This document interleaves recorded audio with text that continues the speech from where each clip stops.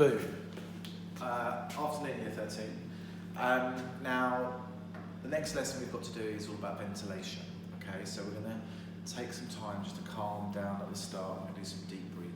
Okay, so I want you to put your hands onto your rib cage, and I want you to take a nice intake, deep breath, please.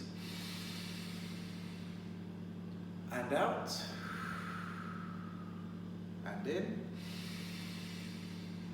And out. Now, what you should be finding is your rib cage is going up and out and back down, okay? And at the same time you're doing that, all right, your diaphragm is flattening.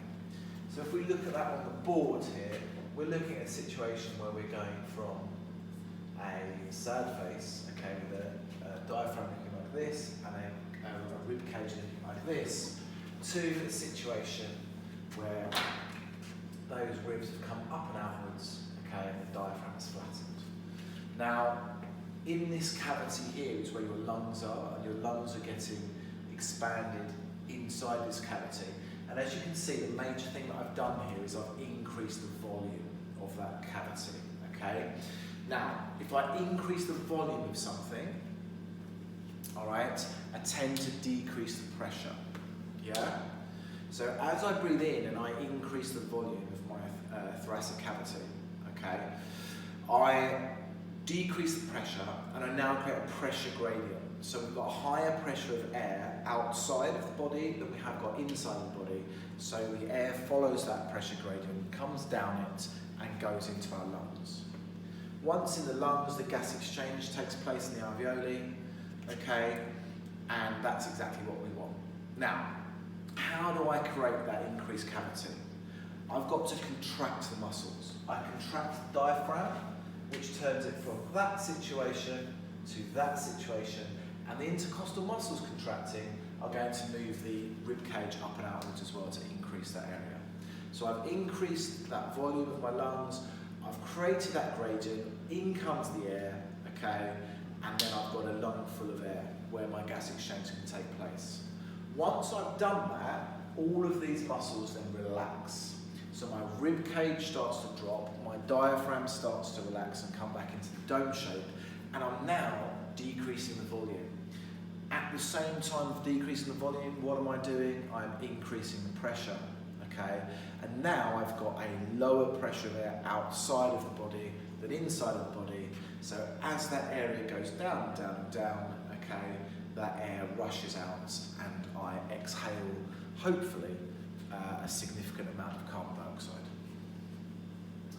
Now, as you know, we are able to change our breathing rate, okay? And it's not necessarily something that we think about, although you can do that as well. But let's say, for instance, we start to exercise. Now, you need to think about what change is going to happen in your body when you exercise, okay? There'll be things like an increase in temperature.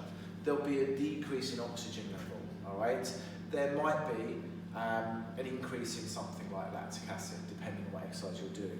You'll also have you'll have stretch receptors, things called proprioceptors. So your body's actually able to detect the fact that you're moving, okay?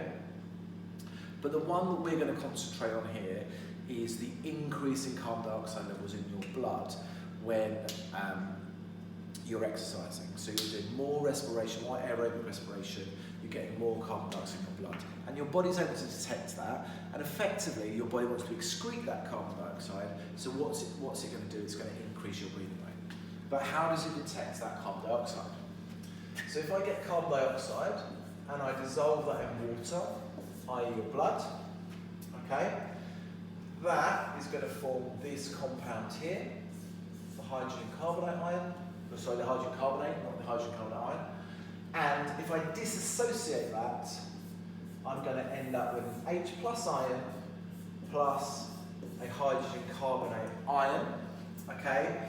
This is the important thing because as we know from biology and chemistry in fact, an abundance of H plus ions creates a change in pH, an acidic pH, and this is what is detected by receptors in our body, okay? Now, once the receptor has detected this, a message is sent, an electrical impulse is sent to the ventilation centre of our brain. That is in the medulla oblongata, okay? And that ventilation centre will then have this idea effectively that we've got an increased level of carbon dioxide in our blood, so it will send a message through the sympathetic nervous system to increase the breathing rate. Okay, more messages will go to those intercostal muscles and the diaphragm to increase the breathing rate so we can excrete more of that carbon dioxide. Now, in the other way round, the body will detect a reduction in H+ ions, and therefore the same mechanism will happen. Ventilation centre in the medulla oblongata, electrical impulses, this time down the parasympathetic nerve, okay, down into the lung area, to those intercostal muscles and to those diaphragm muscles to decrease that breathing rate. Okay, that is the control of ventilation and the mechanism by which that happens. Thank you very much. Hope you're all doing well, and I'll see you soon.